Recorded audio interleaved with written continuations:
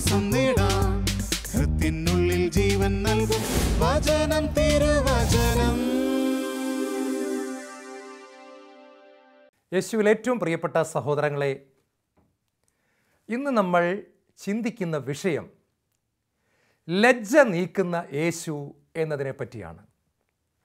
യോഹന്നാന്റെ സുവിശേഷം 8-ാം അധ്യായത്തിൽ യേശു ജനങ്ങളെ പഠിപ്പിച്ചു കൊണ്ടിരിക്കുന്ന സമയത്ത് വ്യഭിചാരത്തിൽ പിടിക്കപ്പെട്ട ഒരു സ്ത്രീയെ ഫരിസേയരും നിയമജ്ഞരും കൂടി കൊണ്ടുവന്ന് യേശുവിൻ്റെ മുൻപിൽ നിർത്തിയിട്ട് ഇങ്ങനെ ചോദിക്കുകയാണ്, നിയമത്തിൽ പറയുന്നു ഇവളെ കല്ലെറിഞ്ഞ് കൊല്ലണം, നീ എന്ത് പറയുന്നു? പ്രിയപ്പെട്ടവരെ, ഈ ഭാഗം നമ്മൾ ഇന്ന് ആഴത്തിൽ ചിന്തിക്കുവാനായിട്ട് പോകുകയാണ്. വ്യഭിചാരത്തിൽ പിടിക്കപ്പെട്ട സ്ത്രീ, വ്യഭിചാരം എന്ന കർമ്മം നടന്നുകൊണ്ടിരിക്കുമ്പോൾ ജനക്കൂട്ടം കയ്യോടെ കടന്നുവന്ന് പിടിക്കപ്പെടുന്ന അവസ്ഥ. അവളെ വലിച്ചിഴച്ച് കൊണ്ടുവന്ന് ജനക്കൂട്ടത്തിൻ്റെ മുൻപിൽ നിർത്തിയിരിക്കുകയാണ്. അവിടെ യേശുവും ഉണ്ട്. അവൾ കുനിഞ്ഞ ശിരസ്സുമായി നിൽക്കുകയാണ്.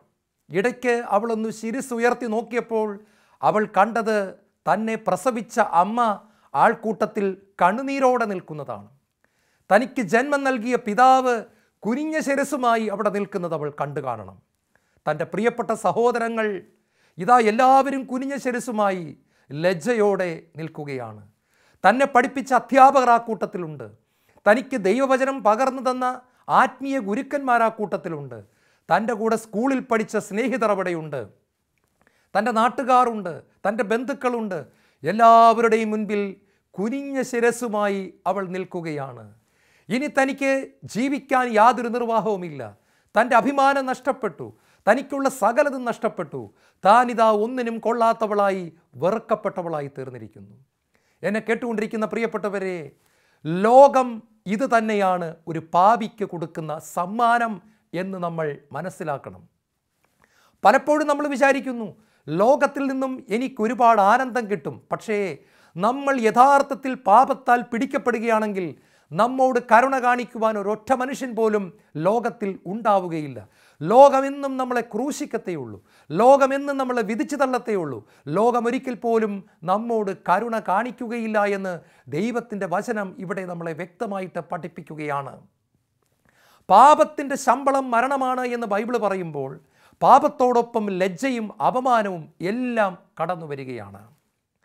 41-ാം സങ്കീർത്തനത്തിൽ നമ്മൾ ഇപ്രകാരം കാണുന്നു, അവർ എനിക്കെതിരെ ഒന്നു ചേർന്ന് വട്ടം കൂടി എനിക്കെതിരെ പിറുപിറുക്കുന്നു, എന്നെ അങ്ങേയറ്റം ദ്രോഹിക്കുവാൻ അവർ ഗൂഢാലോചന നടത്തുന്നു. 22-ാം സങ്കീർത്തനത്തിൻ്റെ 6-ാമത്തെ വചനം ഇങ്ങനെയാണ് പറയുന്നത്, ഞാൻ മനുഷ്യനല്ല കൃമിയത്രേ, മനുഷ്യർക്ക് നിന്ദാപാത്രവും ജനത്തിന് പരിഹാസ വിഷയവും. കാണുന്നവരെല്ലാം എന്നെ അവഹേളിക്കുന്നു, എന്നെ പരിഹസിച്ച് കൊഞ്ഞനം കാട്ടി അവർ തലയാട്ടി കടന്നു പോകുന്നു. പാപത്തിൻ്റെ അപമാന ഭാരത്താൽ പിടിക്കപ്പെട്ട ഒരു മനുഷ്യനെപ്പറ്റി വേണമെങ്കിൽ ഒരു പ്രവചന സന്ദേശം പോലെ ഇങ്ങനെ പറയാം, ഇതാ ഞാൻ മനുഷ്യനല്ല കൃമിയാണ്, ഞാൻ മനുഷ്യർക്ക് നിന്ദാപാത്രവും ജനത്തിന് പരിഹാസ വിഷയവുമാണ്. കാണുന്നവരെല്ലാം എന്നെ അവഹേളിച്ചുകൊണ്ട് കടന്നു പോകുന്നു, അവർ എന്നെ പരിഹസിച്ച് കൊഞ്ഞനം കാട്ടി തലയാട്ടിക്കൊണ്ട് കടന്നു പോകുന്നു. യേശുവിൽ ഏറ്റവും പ്രിയപ്പെട്ട സഹോദരി സഹോദരന്മാരെ, ഞാനും നിങ്ങളും പാപത്താൽ പിടിക്കപ്പെട്ടു എന്ന് കണ്ടു കഴിഞ്ഞാൽ ലോകം നമ്മോട് കാണിക്കുന്ന റെസ്പോൺസ്, പ്രതികരണം എങ്ങനെയായിരിക്കുമെന്ന് ദൈവത്തിൻ്റെ വചനം ഇവിടെ ഓർമ്മിപ്പിക്കുകയാണ്. സങ്കീർത്തന പുസ്തകം 22-ാം അധ്യായം അതിൻ്റെ 12-ാമത്തെ തിരുവചനം ഇങ്ങനെയാണ് പറയുന്നത്, കാളക്കൂറ്റന്മാർ എന്നെ വളഞ്ഞിരിക്കുന്നു, ഭാഷാ കാളക്കൂറ്റന്മാർ എന്നെ വലയം ചെയ്തിരിക്കുന്നു.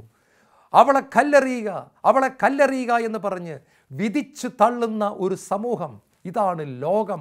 ലോകത്തിൽ നിന്നും ഒരിക്കലും ഒരു പാപിക്ക് കരുണ ലഭിക്കുകയില്ല.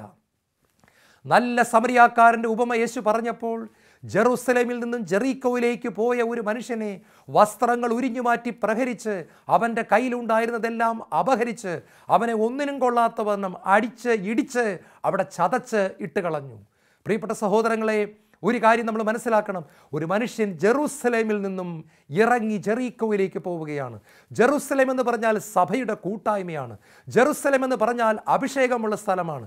ജെറൂസലേം എന്ന് പറഞ്ഞാൽ കൂട്ടായ്മയും മഹത്വവും ദൈവത്തിൻ്റെ ശക്തിയും വ്യാപരിക്കുന്ന സ്ഥലമാണ്. ജെറൂസലേം എന്ന് പറഞ്ഞാൽ വചനമുള്ള സ്ഥലമാണ്. ജെറൂസലേം എന്ന് പറഞ്ഞാൽ ദൈവത്തിൻ്റെ അഗ്നിയുള്ള സ്ഥലമാണ്. ജെറൂസലേം എന്ന് പറഞ്ഞാൽ ഒരു ബേണിംഗ് ഫയർ ഉള്ള സ്ഥലമാണ്. അത് വിട്ടിട്ട് ഒരു മനുഷ്യൻ എമ്മാവൂസിലേക്ക് അല്ലെങ്കിൽ ജെറീക്കോയിലേക്ക് അല്ലെങ്കിൽ താഴ്വരയിലേക്ക് പോയി എന്നൊക്കെ പറഞ്ഞു കഴിഞ്ഞാൽ അവൻ പാപത്തിലേക്ക് ഇറങ്ങിയെന്ന് വേണമെങ്കിൽ വ്യാഖ്യാനിക്കാം.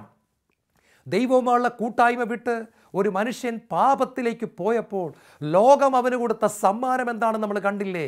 അവൻ്റെ വസ്ത്രങ്ങൾ ഉരിഞ്ഞെടുത്ത് അവനെ അടിച്ച് അവൻ്റെ കയ്യിലുണ്ടായിരുന്നതെല്ലാം എടുത്തിട്ട് അവനെ തകർത്ത് കളഞ്ഞു. യൂദാസ് ആദ്യം വിചാരിച്ചു യേശുവിനോടൊപ്പം പോകുന്നത് അത്ര നല്ല കാര്യമൊന്നുമല്ല. ലോകത്തോടൊപ്പം പോകുന്നതാണ് കൈയടി കിട്ടാൻ നല്ലത്, അഭിമാനിക്കാൻ നല്ലത്, സന്തോഷിക്കാൻ നല്ലത്, കുറച്ച് നല്ല നേട്ടങ്ങൾ എനിക്കുണ്ടാക്കാൻ സാധിക്കും. അങ്ങനെ അവൻ യേശുവിനെ 30 വെള്ളിക്കാശിന് ഒറ്റിക്കൊടുത്തു. യേശു ഒറ്റിക്കൊടുക്കപ്പെട്ട് കഴിഞ്ഞപ്പോൾ, അറസ്റ്റ് വരിച്ചു കഴിഞ്ഞപ്പോൾ, യേശു രക്ഷപ്പെടുന്നില്ല എന്ന് കണ്ടപ്പോൾ അവന് കുറ്റബോധമുണ്ടായി, അവന് വല്ലാത്ത സങ്കടമുണ്ടായി, അവന് വിഷമമുണ്ടായി. അവൻ ആ 30 വെള്ളിക്കാശ് കൊണ്ടുപോയി പ്രധാന പുരോഹിതൻ്റെ പക്കൽ കൊടുത്തിട്ട് പറഞ്ഞു, എനിക്ക് പൈസ വേണ്ട, നിങ്ങളെടുത്തോ.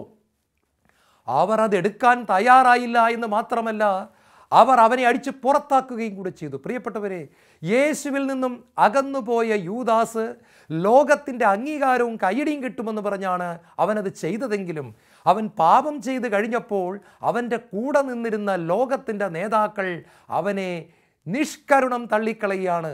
അവനെ കൂട്ടായ്മയിലേക്ക് ചേർക്കാൻ പോലും അവർ തയ്യാറാകുന്നില്ല. അവർ ഒറ്റപ്പെട്ടവനായി തീർന്നു. ലോകം യൂദാസിന് കൊടുത്തതും ഇത് തന്നെയാണ്. തിരസ്കരണത്തിൻ്റെ അനുഭവമാണ്. അവനോട് കരുണ കാണിക്കാൻ ലോകത്തിൽ ആരും ഉണ്ടായിരുന്നില്ല. സാംസൺ പാപവുമായിട്ട് രസിച്ചുകൊണ്ടിരുന്നപ്പോൾ നല്ല രസമായിരുന്നു അവന്. ഒരുപാട് പാപത്തിൻ്റെ സുഖം അവൻ അനുഭവിച്ചു. ദൈവവുമായിട്ട് അകന്നു പോയപ്പോൾ ഒരുപാട് പാപത്തിൻ്റെ രസം കിട്ടി. ഒടുവിൽ കളി തീക്കളിയായി മാറി. അഭിഷേകം നഷ്ടപ്പെട്ട് കഴിഞ്ഞപ്പോൾ ലോകം അവനൊരു സമ്മാനം കൊടുത്തു. എന്താണെന്നറിയാമോ? അവൻ്റെ 2 കണ്ണുകളും ചൂഴ്ന്നെടുത്ത്, അവൻ്റെ മുടി മൊട്ടയടിച്ച്, അവനെ കോമാളി വേഷം കെട്ടിച്ച്, അവനെ ഒരു ജോക്കറിനെ പോലെ വിജാതി ആരാധന ആലയത്തിൽ കൊണ്ടുപോയി കെട്ടിയിട്ടു. അവനെ കൊണ്ട് കോമാളി വേഷം കെട്ടിക്കുകയാണ്. ലോകം സാംസന് കൊടുത്ത സമ്മാനവും അതുതന്നെ. ദൈവത്തിൽ നിന്ന് അകന്നു പോകുന്ന വ്യക്തികൾക്കെല്ലാം ലോകം കൊടുക്കുന്നത് കരുണയല്ല, ലോകം കൊടുക്കുന്നത് മനസ്സലിവല്ല, ലോകം കൊടുക്കുന്നത് പരിഹാസവും നിന്ദയും വിധിക്കലുകളും കുറ്റപ്പെടുത്തലുകളും ഒറ്റപ്പെടുത്തലുകളും തിരസ്കരണത്തിൻ്റെ അനുഭവവും മാത്രമാണ്. പ്രിയപ്പെട്ടവരെ, പാപത്താൽ കുനിഞ്ഞ ശിരസ്സുമായി നിൽക്കുന്ന അവളെപ്പറ്റി ദൈവത്തിൻ്റെ വചനം യേശയ്യാ പ്രവാചകനിലൂടെ കൃത്യമായി തന്നെ പറഞ്ഞു. യേശയ്യാ പ്രവാചകന്റെ പുസ്തകം 1-ാം അധ്യായം 5 മുതൽ തിരുവചനങ്ങൾ. നിങ്ങളുടെ ശിരസ് മുഴുവൻ വ്രണമാണ്, ഹൃദയം തളർന്നു പോയിരിക്കുന്നു, ഉള്ളംകാൽ മുതൽ ഉച്ചി വരെ ക്ഷതമേൽക്കാത്ത ഒരു ഭാഗവുമില്ല, ശരീരം മുഴുവൻ മുറിവുകളും വ്രണങ്ങളും ക്ഷതങ്ങളും തന്നെ. ആശ്വാസത്തിനായി ഈ മുറിവുകൾ വെച്ച് കെട്ടുകയോ തൈലം പുരട്ടുകയോ ചെയ്തിട്ടില്ല. പാപത്താൽ കുനിഞ്ഞ ശിരസ്സുമായി നിൽക്കുന്ന ഒരു ദൈവ പൈതലിനെപ്പറ്റി സ്വർഗത്തിലെ പിതാവിൻ്റെ നിലവിളിയാണ് മക്കളെ ഇത്. പ്രവാചകനിലൂടെ കർത്താവ് നിലവിളിക്കുകയാണ്. കുനിഞ്ഞ ശിരസ്സുമായി നിൽക്കുന്ന പാപിയെ കണ്ടിട്ട് അപ്പച്ചൻ്റെ ചങ്ക് പൊട്ടി കരയുകയാണ്. ദൈവം സ്വർഗത്തിരുന്നു കൊണ്ട് നമ്മുടെ ആത്മാവിൻ്റെ അവസ്ഥ വ്യക്തമായിട്ട് കണ്ടിട്ട് പറയുകയാണ്, നിങ്ങളുടെ ശിരസ് മുഴുവൻ വ്രണമാണ്, ഹൃദയം തളർന്നുപോയി. ഹൃദയം എന്ന് പറഞ്ഞാൽ രക്തം പമ്പ് ചെയ്യുന്ന അവയവമല്ലേ? ഹൃദയം തളർന്നു പോയെന്ന് പറഞ്ഞാൽ രക്തം പമ്പ് ചെയ്യാൻ സാധിക്കാതെ ഹാർട്ട് അറ്റാക്ക് വന്ന് കിടക്കുന്ന ഒരു മനുഷ്യനെ പോലെ ഒന്നിനും കൊള്ളാത്ത ഒരു മനുഷ്യനായി ഈ മനുഷ്യൻ ആത്മീയ ജീവിതത്തിൽ തകർന്നു പോയി. രക്തത്തിലാണ് ജീവൻ അടങ്ങിയിരിക്കുന്നത്. ആ രക്തം പമ്പ് ചെയ്യാൻ സാധിക്കുന്നില്ല. ഇവനിൽ ആത്മീയ ജീവൻ ഇല്ല. ഇവൻ്റെ മുറിവുകൾ വെച്ച് കെട്ടാൻ ആരുമില്ല, ആശ്വാസത്തിൻ്റെ തൈലം പുരട്ടാൻ ആരുമില്ല. വീണ്ടും കർത്താവ് സങ്കടത്തോടെ ചോദിക്കുകയാണ്. വിലാപങ്ങളുടെ പുസ്തകം 4-ാം അധ്യായം 1 മുതൽ തിരുവചനങ്ങൾ. സ്വർണം എങ്ങനെ മങ്ങിപ്പോയി, തങ്കത്തിനെങ്ങനെ മാറ്റം വന്നു, വിശുദ്ധ മന്ദിരത്തിൻ്റെ കല്ലുകൾ വഴിക്കവലകളിൽ ചിതറിക്കിടക്കുന്നത് എങ്ങനെ? സിയോന്റെ അമൂല്യരായ മക്കൾ, തങ്ങളുടെ തൂക്കത്തിനൊപ്പം തങ്കത്തിൻ്റെ വിലയുള്ളവർ, കുശവന്റെ കരവേലയായ മൺപാത്രങ്ങൾ പോലെ ഗണിക്കപ്പെട്ടത് എങ്ങനെ? പ്രിയപ്പെട്ട ദൈവമക്കളെ, ദൈവം ചോദിക്കുകയാണ്, തങ്ങളുടെ തൂക്കത്തിനൊപ്പം സ്വർണത്തിൻ്റെ വിലയുള്ളവൻ എന്ന് പറഞ്ഞാൽ അതങ്ങനെ തന്നെ എടുക്കണ്ട, അത്രമാത്രം വിലയുള്ളവൻ എന്നാണ്. 100 കിലോ ഭാരമുള്ള മനുഷ്യൻ്റെ വില 100 കിലോ സ്വർണത്തിൻ്റെ വിലയെന്നല്ല, അതിൻ്റെയും അപ്പുറമാണ്. 1 പത്രോസ് 1:18 പറയുന്നു, സ്വർണമോ വെള്ളിയോ കൊടുത്തല്ല നിങ്ങളെ രക്ഷിച്ചത്, അതിനേക്കാൾ എത്രയോ വിലയുള്ള കറയോ കളങ്കമോ ഇല്ലാത്ത കുഞ്ഞാടിൻ്റെത് പോലുള്ള അമൂല്യ രക്തം കൊടുത്തത്രേ. ഇങ്ങനെ വിലയുള്ള മനുഷ്യ, നീ കുശവൻ്റെ കയ്യിലെ കളിമൺ പാത്രം പോലെ ആയതെങ്ങനെ? സ്വർണം എങ്ങനെ മങ്ങിപ്പോയി, തങ്കത്തിനെങ്ങനെ മാറ്റം വന്നു എന്നാണ് കർത്താവ് ചോദിക്കുന്നത്. വിശുദ്ധ മന്ദിരത്തിൻ്റെ കല്ലുകൾ, do you not know that you are the temple of the holy spirit, നിങ്ങൾ ദൈവത്തിൻ്റെ ആലയമാണെന്നും ദൈവാത്മാവ് നിങ്ങളിൽ വസിക്കുന്നെന്നും നിങ്ങൾ അറിയുന്നില്ലേ? അങ്ങനെയുള്ള നിങ്ങൾ എങ്ങനെ വഴിക്കവറുകളിൽ ചിതറിക്കിടക്കുന്നു? പാപിയായ മനുഷ്യ, നീ തകർന്നവനാണ്, നീ പൊടിഞ്ഞു പോയവനാണ്, നീ ഉടഞ്ഞവനാണ്, നീ ഇത് തിരിച്ചറിയുന്നുണ്ടോ എന്നാണ് കർത്താവ് നമ്മോട് ചോദിക്കുന്നത്. പ്രിയപ്പെട്ടവരെ, പാപം ചെയ്ത ഓരോ മനുഷ്യൻ്റെയും അവസ്ഥ ഇത് തന്നെയാണ്. ദൈവത്തെ അപ്പാ പിതാവ് എന്ന് വിളിച്ച് സ്വാതന്ത്ര്യത്തോടെ സ്വർഗത്തിലെ പിതാവിൻ്റെ മടിയിൽ കയറിയിരുന്ന് മുഖത്ത് തലോടി ഉമ്മ കൊടുത്ത് ഓരോ പ്രഭാതത്തിലും ആരാധിക്കേണ്ട മനുഷ്യൻ ദൈവത്തിൻ്റെ മുഖത്ത് നോക്കാൻ സാധിക്കാതെ കുനിഞ്ഞ് നടക്കുകയാണ്, ലോകത്തിലേക്ക് നോക്കി നടക്കുകയാണ്. അന്ന് വരെ അപ്പച്ച എന്ന് വിളിച്ചുകൊണ്ടിരുന്ന ആദവും ഹവ്വയും പാപം ചെയ്ത് കഴിഞ്ഞപ്പോൾ അപ്പച്ചൻ ഇറങ്ങി വന്നപ്പോൾ മരത്തിൻ്റെ പുറകിൽ കയറി ഒളിച്ചിരിക്കുകയാണ്, പൂച്ച ഇരിക്കുന്നത് പോലെ. പേപ്പട്ടയെ കാണുമ്പോൾ പൂച്ച ഒളിച്ചിരിക്കുന്നത് പോലെ, പൂച്ചയെ കാണുമ്പോൾ എലി ഒളിച്ചിരിക്കുന്നത് പോലെ. എന്തു പറ്റി നിനക്ക്? നിന്റെ സ്വാതന്ത്ര്യം ഇവിടെ പോയി. ഇന്നലെ വരെ അപ്പച്ച എന്ന് വിളിച്ചുകൊണ്ട് ഓടിച്ചെന്ന് കെട്ടിപ്പിടിച്ചില്ലായിരുന്നോ? മുഖത്ത് ഉമ്മ കൊടുത്തില്ലായിരുന്നോ? കരങ്ങളിൽ കോർത്ത് പിടിച്ചില്ലായിരുന്നോ? അപ്പച്ചനും ഒന്നിച്ച് നടക്കത്തില്ലായിരുന്നോ? സകലതും നഷ്ടപ്പെട്ടു പോയില്ലേ പ്രിയപ്പെട്ടവരെ? എത്രയോ വലിയ പതനമാണ് സംഭവിച്ചിരിക്കുന്നത്. ഇന്നലെ വരെ വ്യഭിചാരത്തിൽ പിടിക്കപ്പെട്ട് പെൺകുട്ടി നല്ലൊരു ചുരിദാറക്കിയിട്ട് റോഡിലൂടെ പോകുമ്പോൾ ആളുകൾ സന്തോഷത്തോടെ അവളോട് സംസാരിച്ചിരുന്നു. ഇന്ന് അവളോട് സംസാരിക്കാൻ ആരുമില്ല, അവളെ നോക്കി ആരും പുഞ്ചിരിക്കുന്നില്ല, അവൾ ഒറ്റപ്പെട്ടു പോയി, അവളെ സഹായിക്കാൻ ഒരു ശബ്ദം പോലുമില്ല, ആരും അവിടെയില്ല. അവളെ കൊന്നുകളയണം, കൊന്നുകളയണം, കൊന്നുകളയണം എന്നുള്ള ശബ്ദം മാത്രമാണ് കേൾക്കുന്നത്. അവൾക്ക് മനസ്സിലായി തനിക്കിനി രക്ഷയില്ല, തന്നെ രക്ഷിക്കാൻ ആരുമില്ല. അങ്ങനെ ഇരിക്കുമ്പോൾ ജനക്കൂട്ടത്തിൽ നിന്നും നിയമജ്ഞർ യേശുവിനോടൊരു ചോദ്യം ചോദിച്ചു, നീ എന്ത് പറയുന്നു? യോഹന്നാന്റെ സുവിശേഷം 8-ാം അധ്യായം 6-ാമത്തെ വചനം പരിശുദ്ധാത്മാവ് കുറിക്കുകൊള്ളുന്നൊരു വചനം പറഞ്ഞിട്ടുണ്ട്. യേശു കുനിഞ്ഞു. ഒറ്റ നോട്ടത്തിൽ നമുക്ക് വലിയ പ്രസക്തിയില്ലാത്തൊരു വചനം യോഹന്നാന്റെ കരങ്ങളിലൂടെ ദൈവത്തിൻ്റെ പരിശുദ്ധാത്മാവ് എഴുതി വച്ചിരിക്കുകയാണ്. യേശു കുനിഞ്ഞു. യേശു കുനിഞ്ഞു എന്ന് പറഞ്ഞാൽ എന്താണ് അർത്ഥമെന്നറിയാമോ പ്രിയപ്പെട്ടവരെ?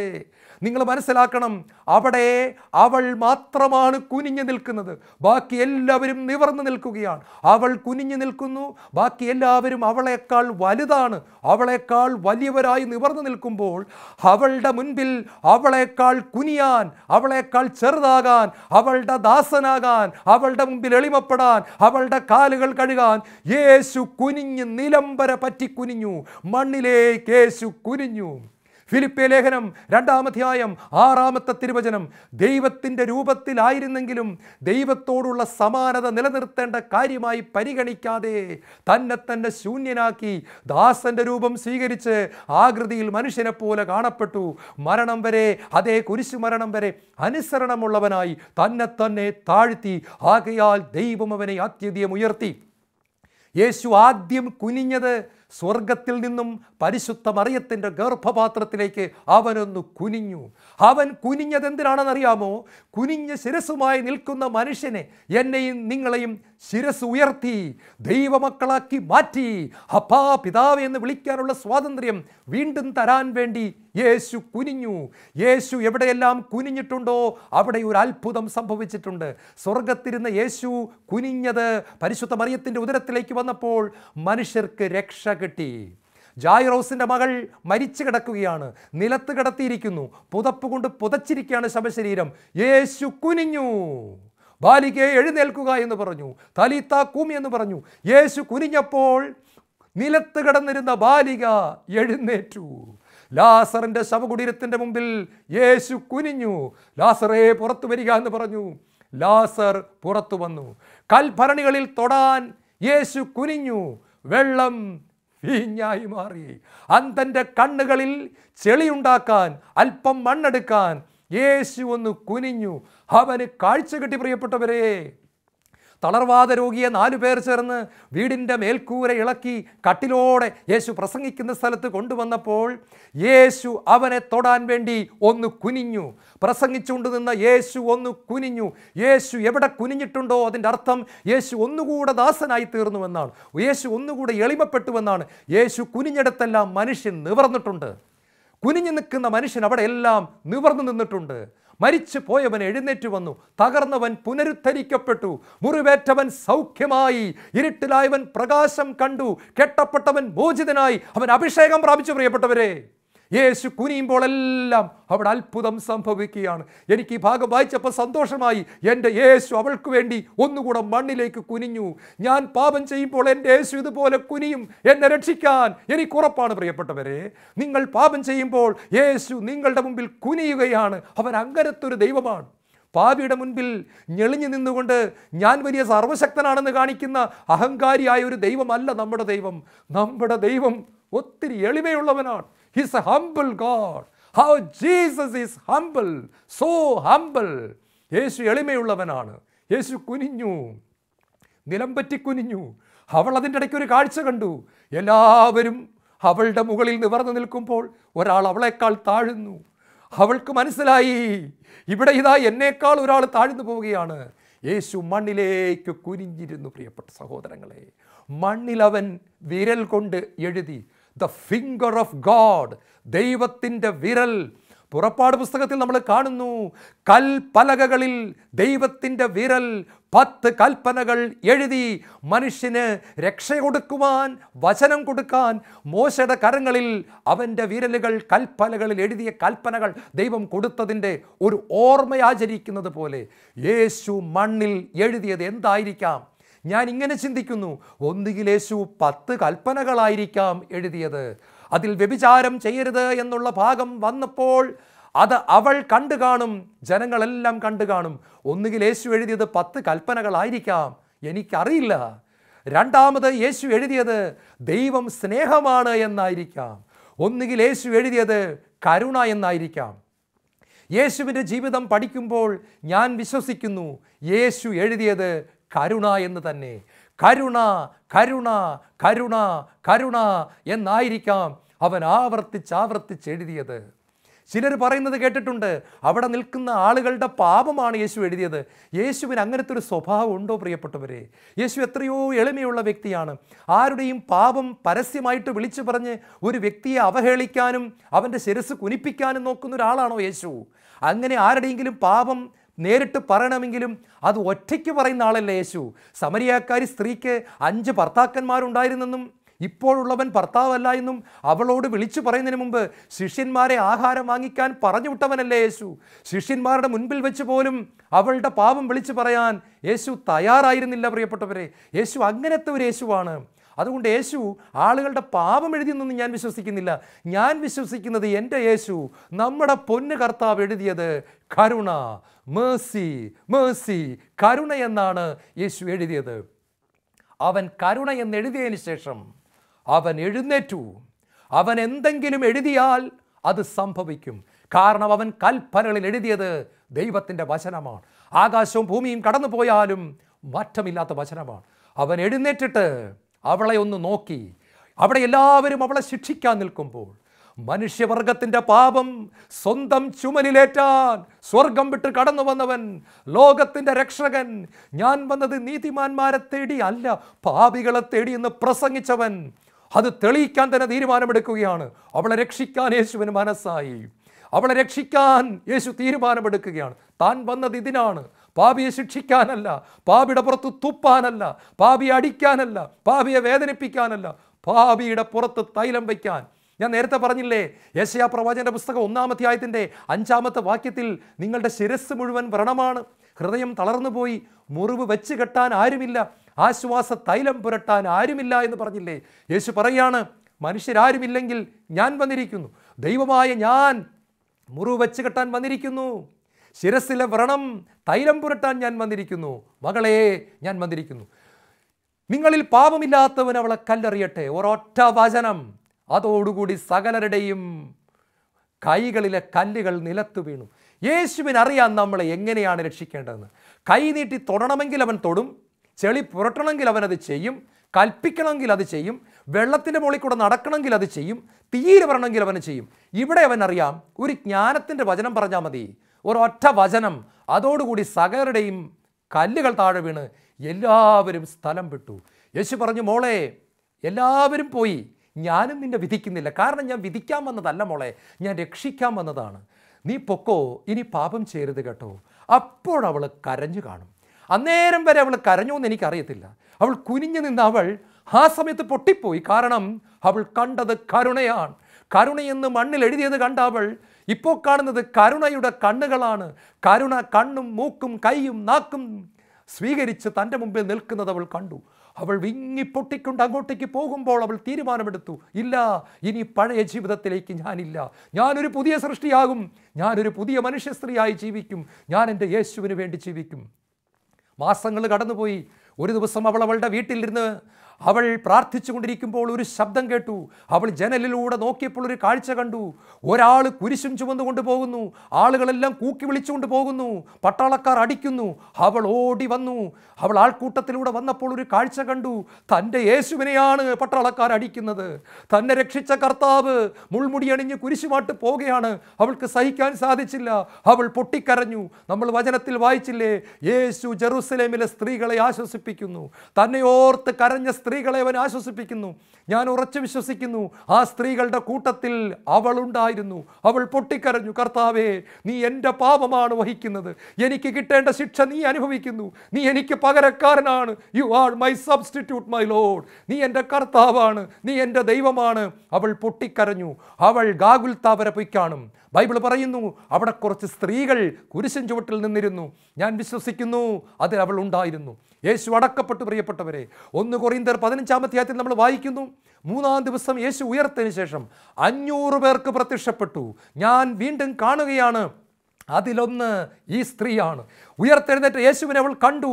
അവൾക്ക് സന്തോഷമായി. തൻ്റെ കർത്താവ് ഉയർത്തെഴുന്നേറ്റിരിക്കുന്നു. തൻ്റെ യേശു ജീവനുള്ള ദൈവമാണ്. അവളുടെ സമർപ്പണം ഒന്നുകൂടെ ആഴപ്പെട്ടു. അവൾ സഭയിൽ ചേർന്നു, വിശുദ്ധ കുർബാന സ്വീകരിച്ചു, പരിശുദ്ധാത്മാവ് നിറഞ്ഞു. പ്രിയപ്പെട്ട സഹോദരങ്ങളെ, വർഷങ്ങൾ ഒത്തിരി മുന്നോട്ട് പോയി. നാളുകൾക്ക് ശേഷം അവൾ കല്യാണം കഴിക്കുന്നു. അവൾ ഒരു അമ്മയായിത്തീരുന്നു. അവളുടെ മക്കളൊക്കെ വളർന്നു വലുതാകുന്നു. ഒരു ദിവസം വീടിൻ്റെ മുൻപിൽ അവളും അവളുടെ ഭർത്താവും മക്കളും കൂടി ഇരിക്കുമ്പോൾ അവൾ പഴയ കാര്യങ്ങൾ ഓർക്കുകയാണ്. താൻ ഇന്ന് ഭൂമിയിൽ ജീവനോടെ പോലും ഉണ്ടാകേണ്ട വ്യക്തിയല്ല. കല്ലെറിഞ്ഞ് കൊല്ലപ്പെടേണ്ട തനിക്ക് മാന്യത തന്ന യേശു, വൃത്തികെട്ട തനിക്ക് സൗന്ദര്യം തന്ന യേശു, ജീവനില്ലാത്ത തനിക്ക് സ്വർഗത്തിൻ്റെ അഭിഷേകം തന്ന യേശു, യേശു തൻ്റെ ശരീര രക്തങ്ങൾ ഇന്ന് പ്രഭാതത്തിലും എനിക്ക് തന്നു. ഇതാ ഞാൻ യേശുവിൻ്റെ ശരീരം സ്വീകരിച്ചിരിക്കുന്നു. അവളുടെ കണ്ണുകളിൽ നിന്ന് അറിയാതെ കണ്ണുനീർ വീണ് കാണും. അവൾ അവളുടെ മക്കളെയൊക്കെ മടിയിലെടുത്തി പറഞ്ഞു കാണും, മക്കളെ, യേശു എന്ന് പറയുന്ന രക്ഷകനുണ്ട്, നിങ്ങൾ അവന് വേണ്ടി ജീവിക്കണം കേട്ടോ. അവൾ യേശുവിൻ്റെ വചനം അവളുടെ മക്കളെ പഠിപ്പിച്ച് കാണും. അന്ന് രാത്രിത്തെ കുടുംബ പ്രാർത്ഥനയിൽ അവൾ കണ്ണുനീരോടെ ആരാധിച്ചു. കർത്താവായ യേശുവിൽ വിശ്വസിക്കുക, നീ നിന്റെ കുടുംബവും രക്ഷ പ്രാപിക്കും. പ്രിയപ്പെട്ടവരെ, സാത്താൻ തകർക്കുവാൻ കൊണ്ടുപോയ ഒരു വ്യക്തിയെ യേശു കരങ്ങളിലെടുത്ത് രക്ഷിച്ചത് എങ്ങനെയാണെന്ന് നിങ്ങൾ കണ്ടില്ലേ? ഇതാണ് നമ്മുടെ യേശു. ഈ യേശു എനിക്ക് വേണ്ടിയും ഇത് ചെയ്യും, നിങ്ങൾക്ക് വേണ്ടിയും ഇത് ചെയ്യും, ലോകത്തിലുള്ള സകല മനുഷ്യർക്ക് വേണ്ടിയും യേശു ഇത് ചെയ്യും.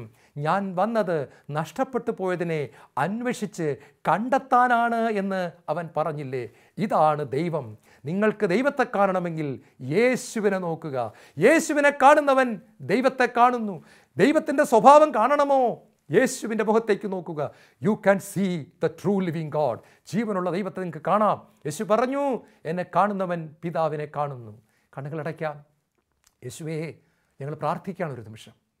ഞങ്ങളുടെ ജീവിതം ഒരിക്കൽ കൂടെ അങ്ങേക്ക് സമർപ്പിക്കുന്നു. സമർപ്പണമൊന്ന് പുതുക്കുന്നു കർത്താവേ. നിൻ്റെ സ്നേഹം ഞങ്ങൾ ആഴത്തിൽ അറിയട്ടെ. നിൻ്റെ പരിശുദ്ധാത്മാവ് ഞങ്ങളിൽ പ്രവർത്തിക്കട്ടെ കർത്താവേ. നിൻ്റെ വചനം ഞങ്ങളിൽ നിറയട്ടെ. ഞങ്ങൾ വിശുദ്ധരായി തീരട്ടെ. യേശുവേ സ്തോത്രം, യേശുവേ നന്ദി, യേശുവേ ആരാധന.